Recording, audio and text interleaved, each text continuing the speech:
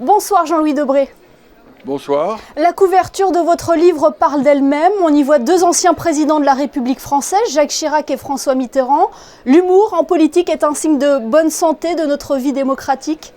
Non mais l'humour est une forme d'éloquence. Quand on fait de la politique, il faut toujours éviter de répondre aux questions des journalistes, n'est-ce pas? Et donc l'humour permet d'éviter les questions embarrassantes. Et l'humour en politique, et ça fait partie de l'art oratoire, permet aussi de déstabiliser les adversaires. Quand un jour un député dit ah oui, Bayrou, je le connais, c'est le seul personnage politique qui m'a indiqué qu'il avait entendu la Vierge lui dire qu'il serait président de la République. Ça a fait marrer tout le monde. Souvent je dis que on me dit mais vous êtes ancien ministre, oui, mais un ancien ministre ça sert à rien. En politique il faut pas être ancien ministre, ça sert à rien. Il ne faut pas être ministre, on a que des ennuis. Et il faut être surtout futur ministre. Pourquoi? Parce que là tout le monde vient vous courtiser, et notamment la télévision. Mais là j'ai plus aucune chance. Le rire ou l'ironie, donc vous le dites, hein, en politique peut être un atout, mais encore faut-il qu'il soit bien maîtrisé. Hein.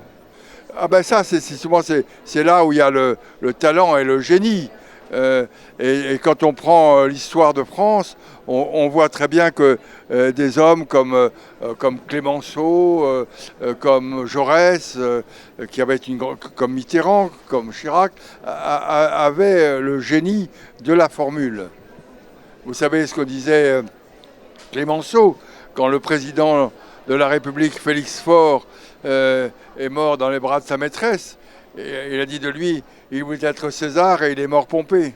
Votre ouvrage fourmille de ces anecdotes. Est-ce que vous en avez d'autres à nous partager? La formule politique. Par exemple, je me souviens d'une autre formule. La droite a touché le fond. Et il y a un député qui ajoute, oui, maintenant elle creuse le plancher. Si vous voulez, ce que je veux dire, c'est que, et surtout aujourd'hui avec les réseaux sociaux, où il faut faire attention, l'humour est un moyen pour faire rire aux dépens de ses adversaires et rassembler ses citoyens. Quand un jour, Ségolène Royal dit en politique il faut faire le ménage et une femme est bien placée, ben oui, ça fait rire tout le monde. Forcément. Donc voilà, si vous voulez, et pour manier l'humour, il faut avoir une grande culture. Il y avait aussi André Santini qui, à Raymond Barre, lui disait, oui, quand il se tournait les pouces, Raymond Barre est en train de faire son jogging. Ça aussi, oui, c'était... un jour, je suis à l'Assemblée, moi qui suis ancien magistrat, et le ministre de la Justice, c'est Arpaillange. Et Santini se tourne vers moi et dit, est-ce que tu sais la différence entre le ministre de la Justice et Saint-Louis? Non. Ah ben, c'est très simple. Saint-Louis rendait la justice sous un chêne et Arpaillange comme un gland. Là, on se dit quand même que la politique, c'est un peu du spectacle aussi. Mais la politique, c'est devenu un métier du spectacle. C'est de plus en plus un métier du spectacle.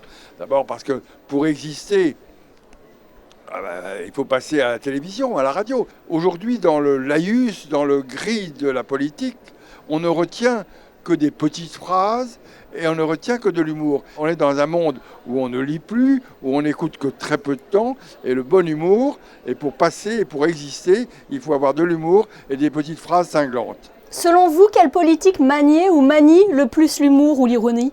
Alors le problème aujourd'hui, c'est que les politiques ne font plus rire, ils font pleurer. Et le prochain titre de mon livre, c'est « Quand les politiques nous font pleurer ». Eh bien, merci beaucoup Jean-Louis Debré d'avoir été avec nous pour aborder avec humour la politique. À bientôt.